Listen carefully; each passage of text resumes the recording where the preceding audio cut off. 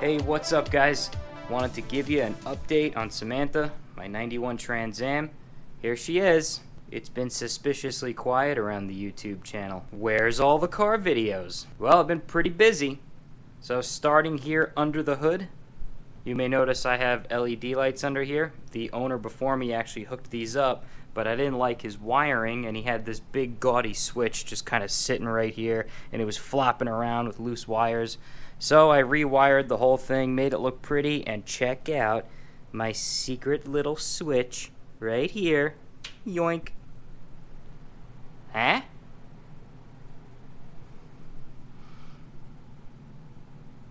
I gotta hand it to the kid before me, man. I really like this idea of having these LEDs under the hood. It's gotten me out of a couple jams recently when I've needed to see things under the hood at nighttime. But that's just the start.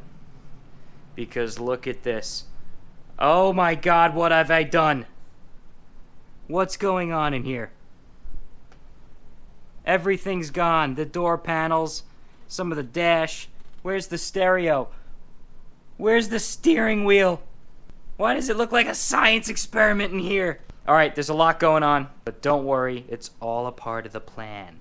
So the door panels, they're off for a couple reasons. One, you guys may remember I did order those, they came in, but I ordered the wrong ones. I ordered door panels that have a manual window crank hole in them. Those door panels are in excellent condition. I didn't want to have to order new ones, so I pulled them off. I'm going to patch them up my own custom way. It'll be fine, and they'll be good to go. The other reason I got the door panels off is I'm working on the locking mechanisms on both doors.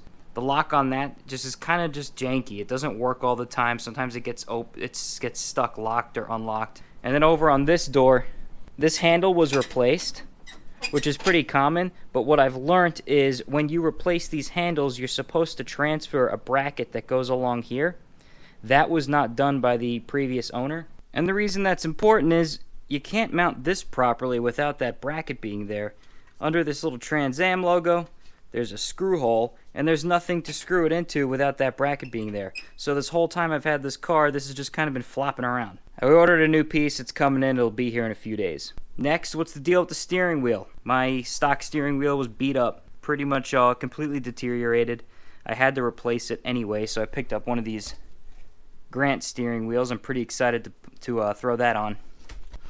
But while I had the steering wheel pulled, I wanted to figure out why my high beam switch wasn't working properly.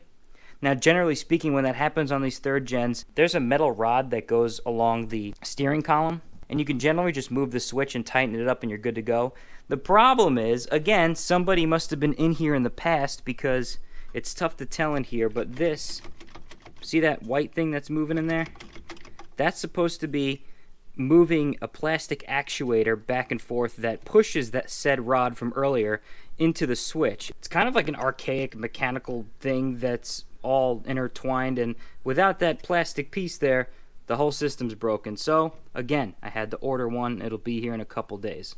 The stereo, oh man. I ordered an OEM remanufactured stereo, the cassette player that was originally in this car. I was so excited about it. Mr. Ron Mexico himself, the man, the legend, owner of 2 Corvettes. He came over, he helped me wire it up. There's all new speakers, by the way, all the way around.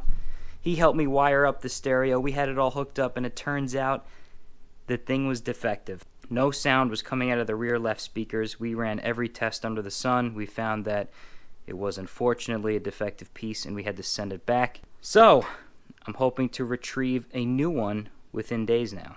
Over here, that yellow clip that's dangling.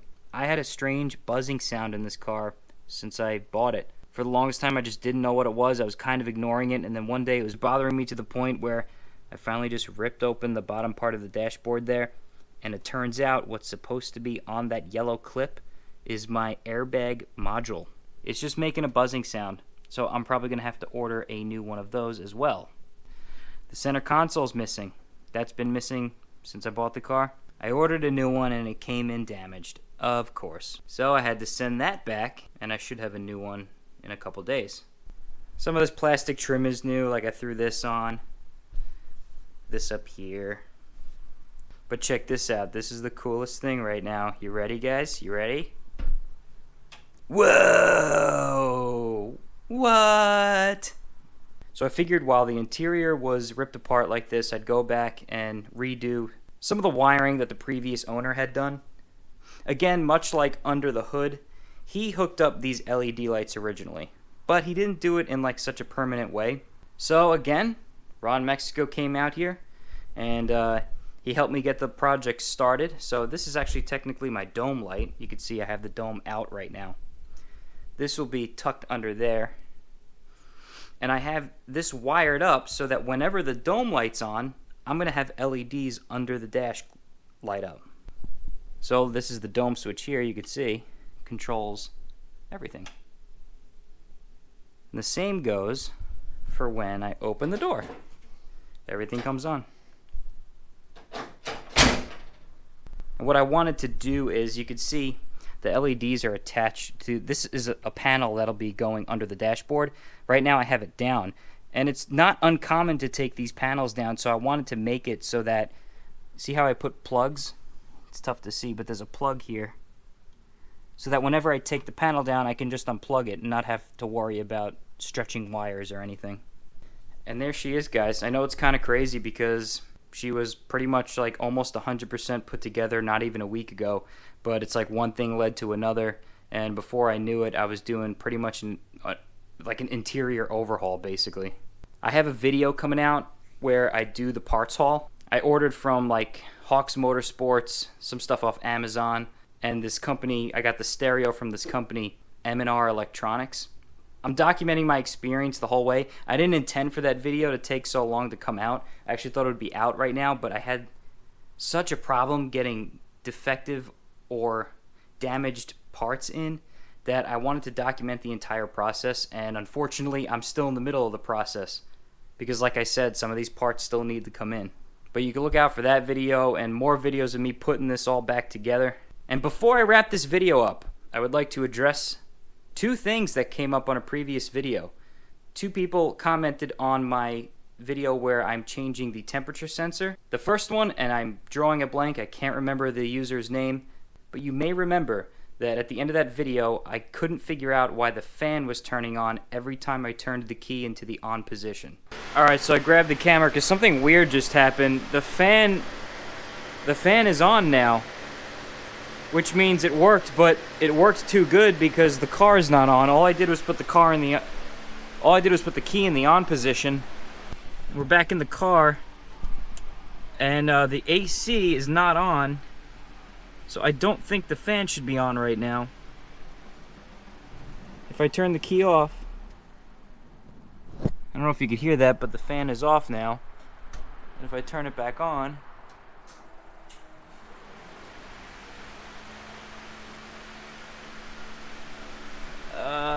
it's back on. As it turns out, earlier in that video, I connected my 5 and 6 pins on my OBD reader. When you do that, it forces the fan to come on whenever the key is in the on position. That's exactly why that was happening. So thank you. I can't remember the username right now. Thank you for pointing that out to me. I have learned something. The second thing just happened last night. The user's name was Kit28, and Kit28 pointed out to me that I was reading the code completely wrong. You may remember I was saying I was throwing a 1-4 code. 1-4, 1-4. No, I don't know what I was looking at. I was throwing a 4-2 code. 3. Oh, that was 2. 1, 2, 3, 4. Okay, so that's not the normal pattern. That is actually telling us something. Okay, now it looks like it reset back to the 1s and 2s. The 1s and 2s are normal. I think I counted a 4 in there. 3, 4. Okay, that's a 4 code. All right. So Kit28 was paying better attention than I was. The odd thing about that is I'm no longer throwing that code. That's the type of code that could be temporary.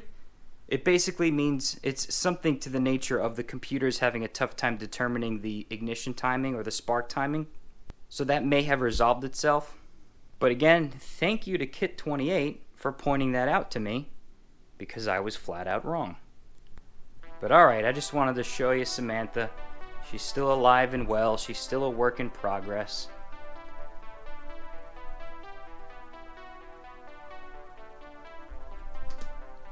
There will be many more videos coming up.